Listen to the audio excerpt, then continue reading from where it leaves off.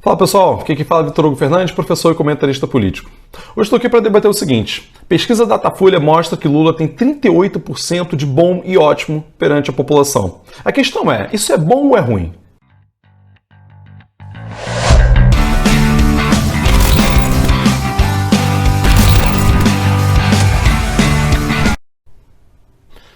Bom pessoal, saiu a primeira pesquisa Datafolha avaliando a popularidade do presidente Lula.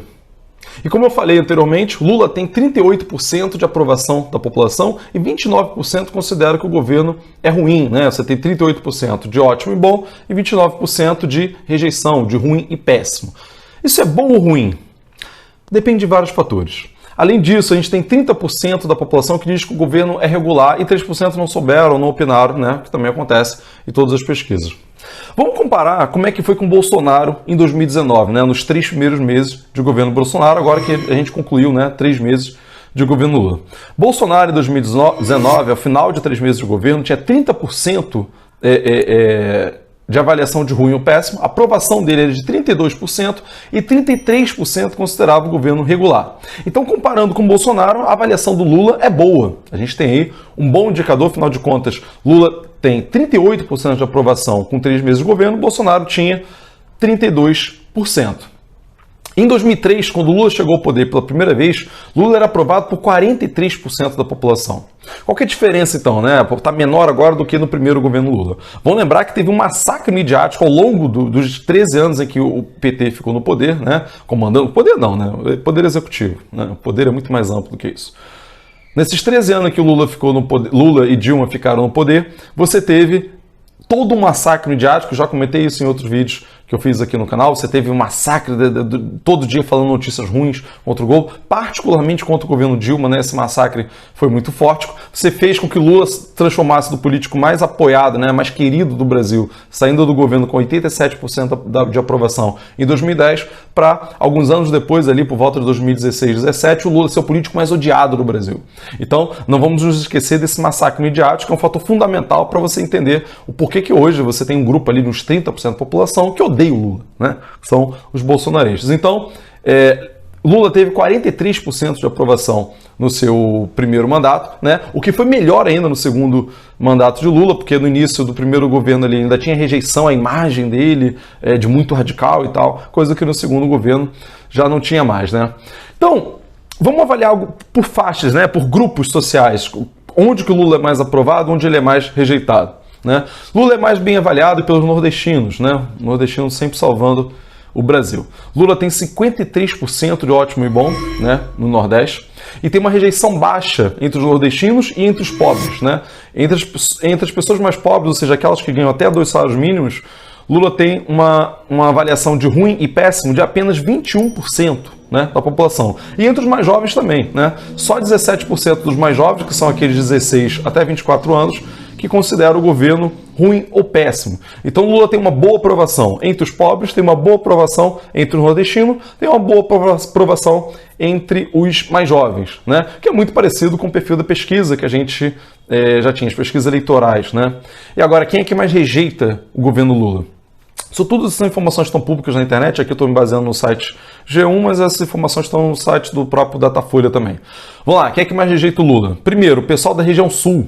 Só 29% considera o governo ótimo ou bom no Sul. Depois tem os ricos, né? A população mais rica, onde 30% só 30% considera o governo ótimo ou bom. E, como sempre, como foi também nas pesquisas, né, o grupo que mais rejeita o governo Lula são os evangélicos, né? 28% só dos evangélicos consideram que o governo Lula é ótimo ou bom, ou seja, são aqueles que mais rejeitam o governo Lula. E como a gente já sabia, né, a gente já fez várias análises sobre isso aqui no canal, né, em que os evangélicos são a base social principal do bolsonarismo, né? O estranho, um fenômeno para a gente analisar com mais calma em outro momento, é que os evangélicos são um grupo religioso que são majoritariamente pobres, né? Então é como se a fração dos pobres que são evangélicos são justamente a fração dos pobres que não gostam do Lula, né? Então os evangélicos comprovam, né, que são a principal base eleitoral do bolsonarismo até hoje. A questão é, isso é bom ou ruim?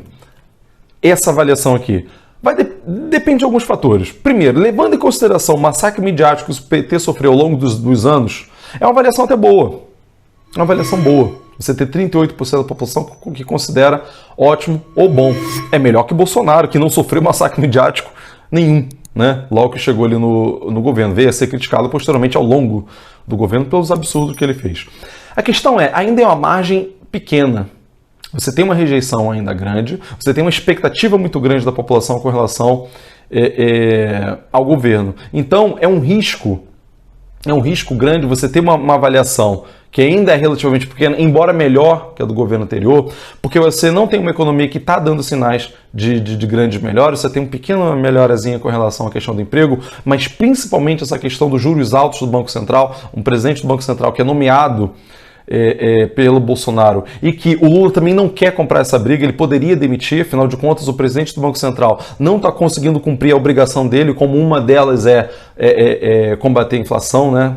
Garantir as metas de inflação, não está conseguindo fazer esse seu papel. O Lula tem o poder de demitir ele, mas fazer isso significaria brigar com o mercado financeiro, e o Lula não quer fazer isso. E isso deixa o governo completamente refém dos banqueiros, completamente refém do Banco Central, completamente refém dessas elites que ganham dinheiro com juros altos. E esses juros altos estrangulam a possibilidade do desenvolvimento econômico, estrangulam o consumo, afinal de contas os juros caros faz com que se encareça, né, o financiamento dos produtos. Então, se você não tiver respostas econômicas rápidas, não tem discurso ideológico que vai fazer segurar esse apoio da população. Então, o meu temor é que você já tem um discurso, cadê a picanha, cadê a cerveja? Né? Um discurso que os bolsonaristas já fazem o tempo inteiro aí, eles têm uma rede de difusão muito forte, e que se o Lula não conseguir dar respostas rápidas no sentido de garantias econômicas à população, leia-se, melhoria no emprego, aumento do salário mínimo, enfim, garantias sociais, expansão de gastos públicos. Se você não tiver esse tipo de coisa, não tiver respostas econômicas, e nesse primeiro ano do governo não for um governo bom, a mídia pode vir a apontar os canhões para o governo Lula, que ainda está numa relação ali razoavelmente boa com a mídia, está começando a mudar, mas ainda é boa, e você pode ter um massacre midiático que pode levar a uma crise do governo, eventual até impeachment. Então, para se precaver com relação a isso, você tem que fazer um governo bom o quanto antes. É uma tarefa muito difícil, mas ou isso, ou você vai ter um fortalecimento novamente do bolsonarismo no Brasil. Pessoal, então é isso, fico por aqui. Quero convidar vocês a curtir o vídeo, comenta aqui o que você achou da análise, manda aí para quem você acha que vai se interessar por isso, né, de saber como é que está o governo Lula. E quem não for inscrito ainda no canal, se inscreve. Tem um linkzinho aqui também de tornar-se membro, para aqueles que quiserem e puderem se tornar membro, contribuir com o canal também. Então ok, pessoal, um abraço, até semana que vem.